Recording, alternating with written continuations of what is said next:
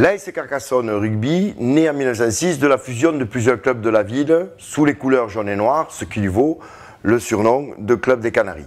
Donc ce club va remporter au sein des compétitions languedociennes, qui sont le centre véritablement du rugby ovale à cette époque-là, plusieurs compétitions. Et déjà des joueurs de grande valeur, de grande renommée viennent le peupler.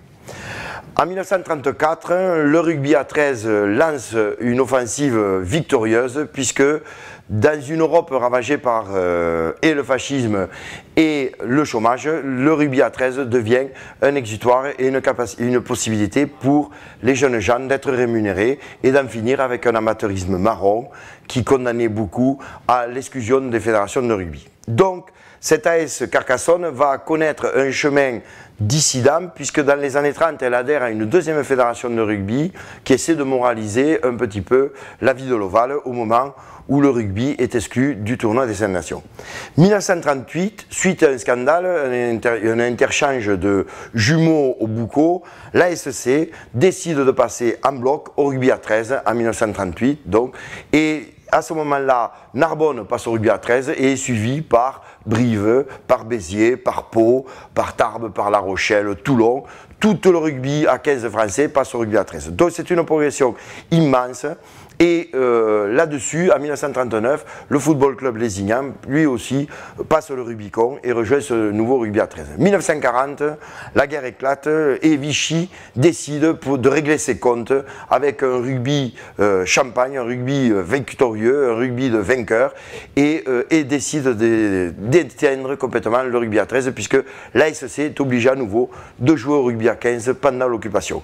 D'ailleurs, se révèlent là de nombreux athlètes, notamment Édouard Ponsinet, athlète multisport, qui fera les beaux jours de l'AS Carcassonnaise 13 à la Libération, qui arrive en juin 1944. La SC 13 est refondée en juin 1944, au moment de l'épuration, et agrège à son tour des jeunes gens qui sortent du maquis. Je pense à Lolo Mazon, à Moutou ou à Renault, dit le ravageur, le tout encadré là aussi par des cadres issus de l'armée de libération.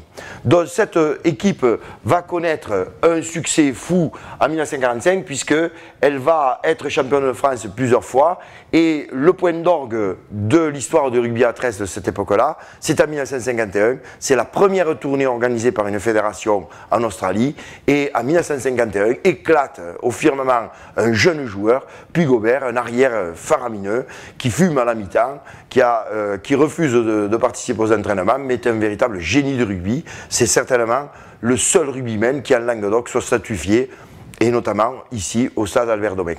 L'ASC donc 13 va connaître des heures de gloire, coupe, championnat, réception des Gallois, réception même des Américains, réception de clubs anglais, réception de Néo-Zélandais, et va populariser le nom de Carcassonne dans le monde entier, puisqu'en Australie encore le nom de Carcassonne est associé au rugby à 13. Il va y avoir de multiples phases dans notre club, des hauts, des bas, comme dans toute vie, et c'est dans les années 70 que le club se relance avec des jeunes du cru, hormis 2 ou 3 unités, et va gagner coupe Lord Derby, offerte par le cousin de la reine d'Angleterre, et championnat de France, un championnat de France très musclé. Donc ce club va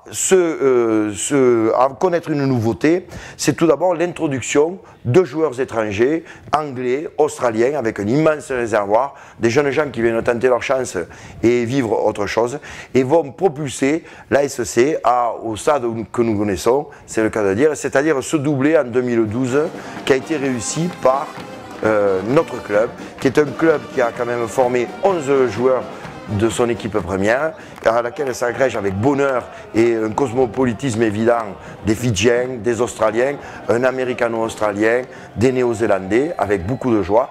Et donc nous avons réussi cette année le doublé, donc la coupe et le championnat. Vive la SC 13.